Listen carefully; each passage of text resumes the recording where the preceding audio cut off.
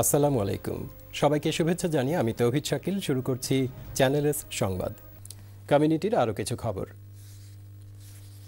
বর্তমান সরকারকে বিব্রত করতে বিরোধী দল বাংলাদেশে ইস্যুবিহীন আন্দোলন করার চেষ্টা চালাচ্ছে। দেশের জনগণ এই প্রচেষ্টাকে সফল হতে দেবে না।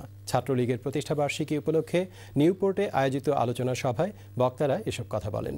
বিস্তারিত জানাচ্ছেন আমাদের প্রতিনিধি নোমান রাজা। নিউপোর্টে বসবাসরত ছাত্রলীগের সাবেক নেতৃবৃন্দের উদ্যোগে ছাত্রলীগের ৬৪তম প্রতিষ্ঠা বার্ষিকী উপলক্ষে স্থানীয় একটি রেস্টুরেন্টে এক আলোচনা সভা অনুষ্ঠিত হয়। সোমবার ভোররাতে আয়োজিত আলোচনা সভায় ওয়েলসের কার্ডিফ ও নিউপোর্টের আওয়ামী লীগ ও এর অঙ্গ সংগঠনের নেতাকর্মীরা উপস্থিত ছিলেন। সভার শুরুতেই বিভিন্ন গণ আন্দোলনে শহীদ হওয়া প্রয়াত ছাত্রলীগ নেতৃবৃন্দের স্মৃতির প্রতি দাঁড়িয়ে ১ মিনিট শ্রদ্ধা জানান সভায় আগতরা।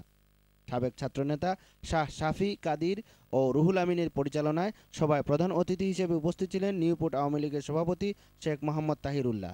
মুহিবুর রহমানের সভাপতিত্বে আলোচনা সভায় বক্তারা যুদ্ধাপরাধীদের বিচার এই সরকারের মেয়াদকালীন সময়ে শেষ হবে বলে আশাবাদ ব্যক্ত করেন। এছাড়া বিরোধী দল দেশে ইস্যুবিহীন আন্দোলনের মাধ্যমে অরাজক পরিস্থিতি তৈরি করার প্রচেষ্টা চালাচ্ছে বলে অভিযোগ করেন বক্তারা।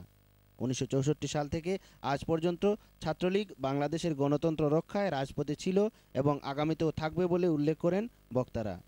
আলোচনায় অংশ নেন আওয়ামী লীগ নেতা মনসুর আহমদ মকিস, মোহাম্মদ আব্দুল হান্নান, সেলিম আহমদ, আবুল কালাম মুনিম, রকিবুর রহমান, নোমান চৌধুরী সহ আরও অনেকে। ওয়েলসের নিউপোর্ট থেকে নোমান রাজা, চ্যানেল এস নিউজ।